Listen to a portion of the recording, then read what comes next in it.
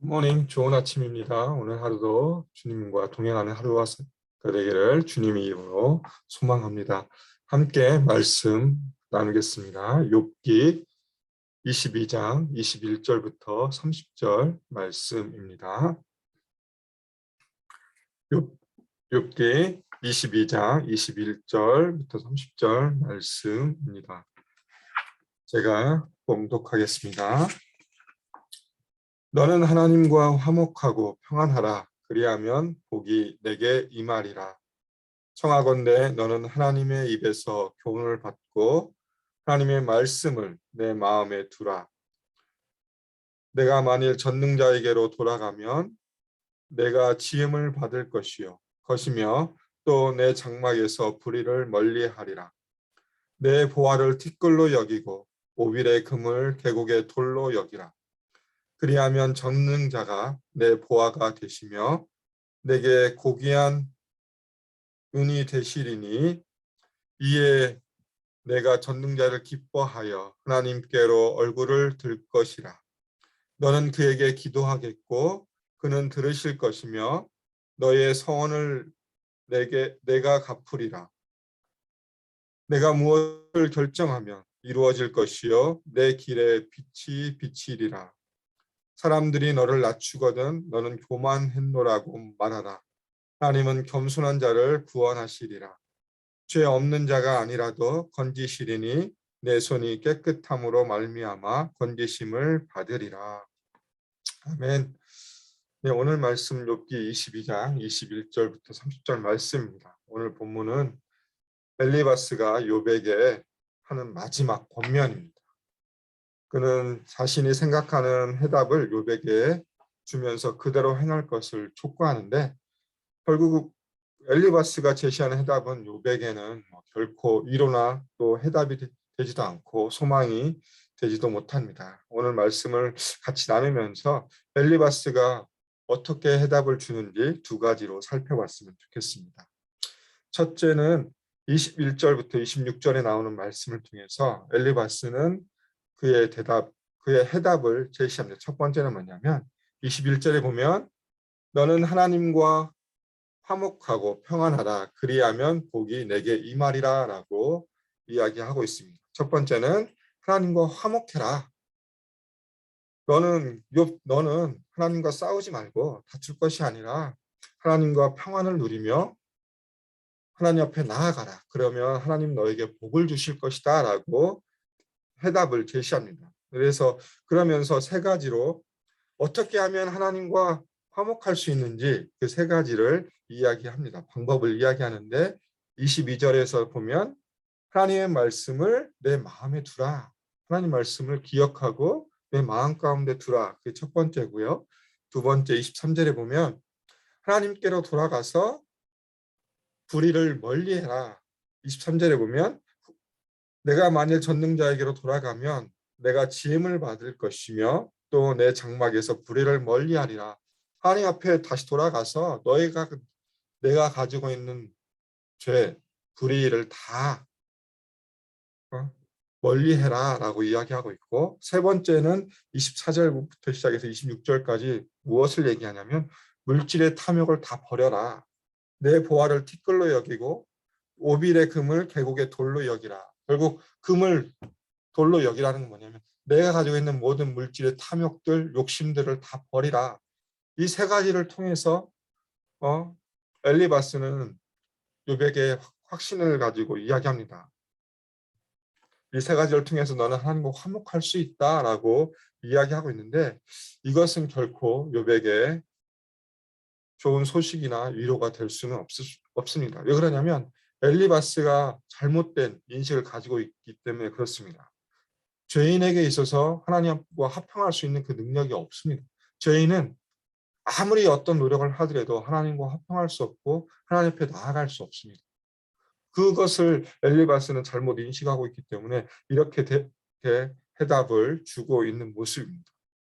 그러면 죄인에게 있어서 하나님 앞에 나아가고 하나님과 화목할 수 있는 방법은 무엇일까요? 딱 한 가지밖에 없습니다. 그것은 하나님이 우리한테 다가오시는, 하나님이 우리를 사랑하셔서 우리에게 다가오실 때 그것을 통해서 하나님과 화목할 수 있고 하나님 앞에 우리가 나아갈 수 있습니다. 그 방법이 바로 무엇입니까? 바로 예수 그리스도밖에 없다는 것을 분명하게 우리가 기억했으면 좋겠습니다.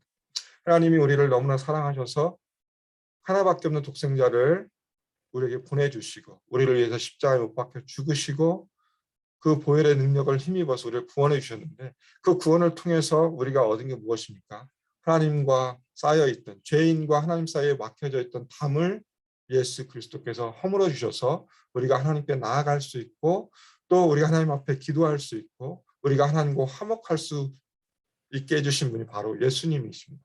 그 정말 다가갈 수 없었던 그 거리를 메꿔주신 분이 예수 그리스도시고 다리가 되어서 하나님과 우리 사이를 맺어주신 분이 예수님이십니다.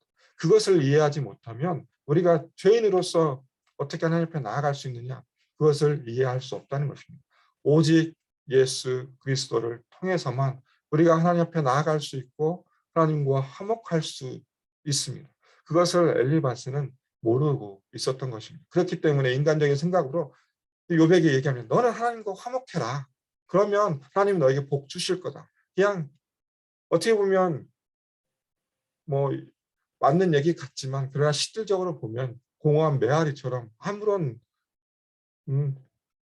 해답을 주거나 정말 진정한 길을 보여주는 것이 아니라 그냥 공허한 말로만 그냥 위로하는 것이고 또 해답을 주는 것이라고 볼 수 있습니다.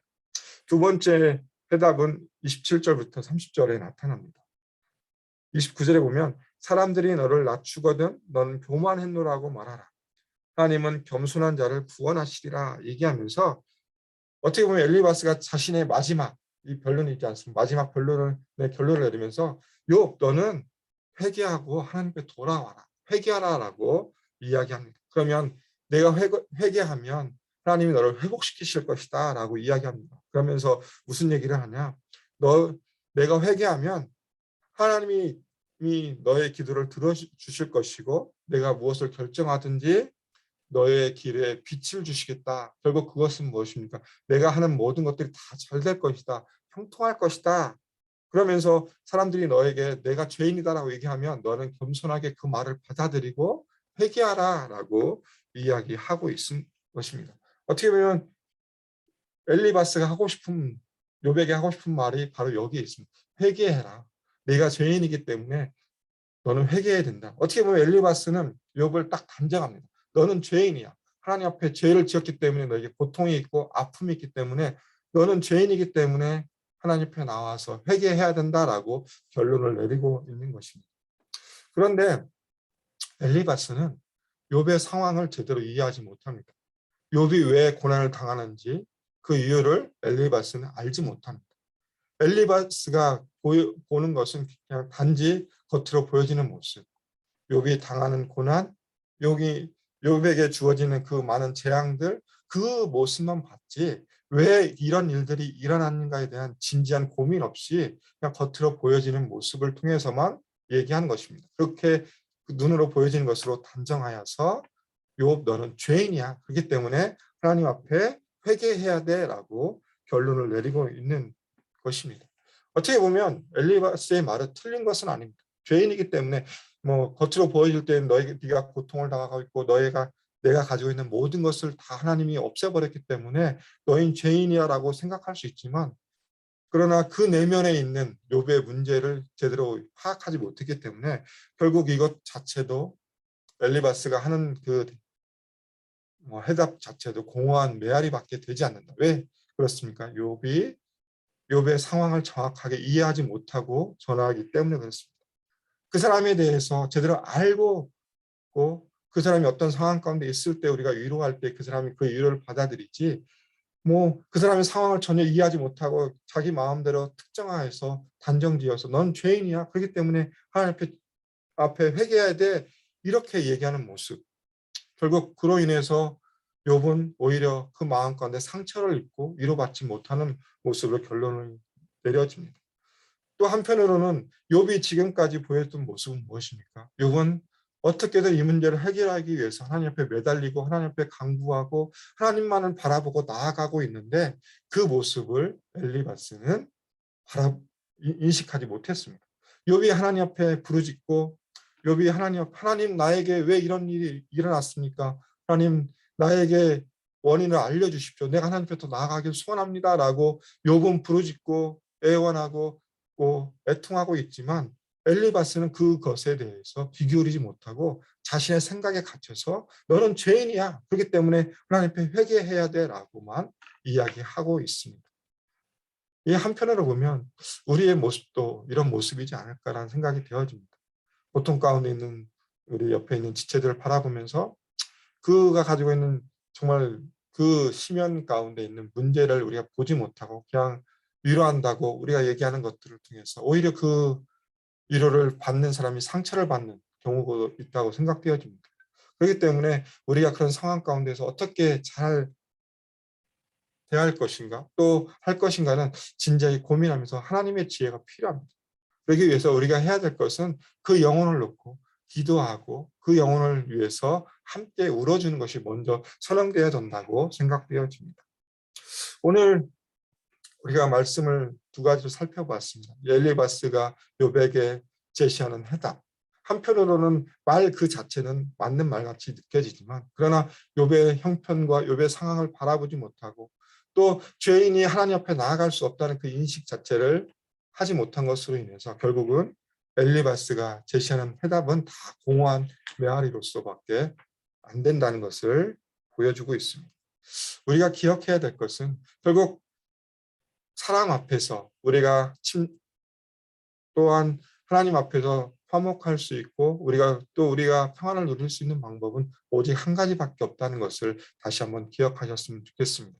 그분은 바로 예수 그리스도밖에 없음을 우리가 다시 한번 기억했으면 좋겠습니다. 우리가 살아가는 삶의 형편이 다양합니다. 각자의 형편이 다르고 각자의 생활이 다르고 각자의 생활 패턴이 다르기 때문에 각자의 삶이 다 다르기 때문에 우리가 특정지어서 이것이 맞다라고 할 수 없지만 그러나 그것을 해결해 줄 수 있는 분은 오직 하나, 오직 한 분 예수 그리스도밖에 없음을 다시 한번 기억하셨으면 좋겠습니다. 예수 그리스도 안에 있을 때 우리는 화목할 수 있고 하나님과의 평안을 누릴 수 있고 우리가 기도할 때에 또 그 기도가 응답되어질 수 있다는 것을 기억하는 하루가 되었으면 좋겠습니다. 나를 위해 이 땅에 오셔서 십자가 못 박혀 죽으시고 부활하셔서 그 능력 가운데 우리와 함께 하시는 예수 그리스도 안에서 우리가 그 삶을 누릴 수 있고 그 안에서 주님이 주신 기쁨을 누릴 수 있다는 것을 기억하셨으면 좋겠습니다. 우리가 살아가는 삶이 고단한 인생의 길이지만 그 안에서 예수님이 함께 하신다는 것을 기억하시고 예수 안에서 주님이 주시는 평안과 위로와 은혜가 넘치는 하루가 되기를 주님의 이름으로 축원합니다. 기도하겠습니다.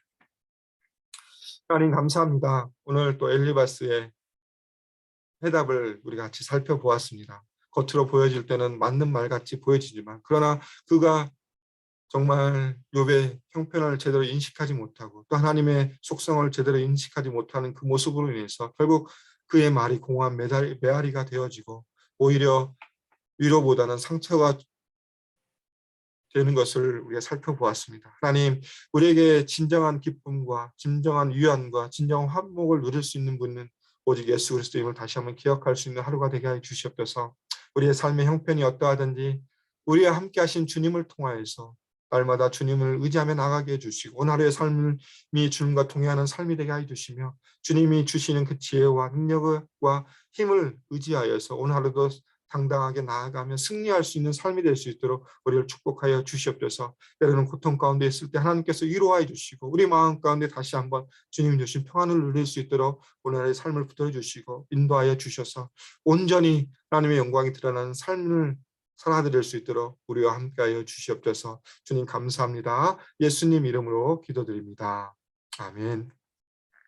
이 시간 우리 같이 함께 기도하겠습니다. 합심으로 기도할 때에 기도 제목을 제가 나누어 드리겠습니다. 첫 번째 기도할 것은 우리 교회 비전을 위해서 같이 기도해 주셨으면 좋겠습니다. 예수산책, AKPC, 말씀 공동체, 제자 공동체, 미셔널 공동체를 위해서 기도해 주시고 또 이 일을 가운데 섬기시는 모든 리더십들 우리 교역자들과 장로님들과 또 안수 집사님들을 위해 기도해 주시고 권사님들을 위해 기도해 주시고 또 애쓰고 수고하는 모든 분들을 위해서 기도해 주셨으면 좋겠습니다.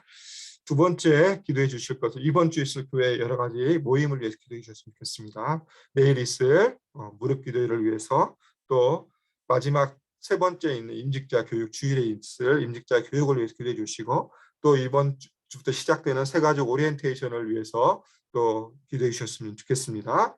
세 번째 기도 제목은 선교사님들을 위해 기도해 주셨으면 좋겠습니다. 특별히 탈북자 선교하시는 조정화, 조혜선 선교사님을 기도해 주시고, 또 우리 각 목장에서 후원하는 선교사님들을 위해서 합심으로 기도하겠습니다.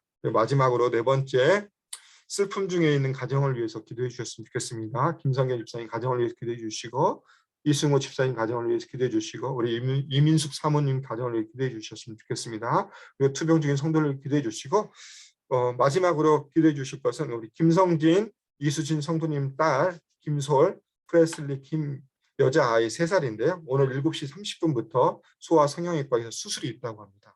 하나님께서 이 수술 가운데 함께 해달라고, 주님의 손으로 함께 해달라고, 우리 영혼을, 이 아이를 위해서 같이 기도해 주시고 일상의 삶으로 돌아가겠습니다. 함께 같이 기도하겠습니다.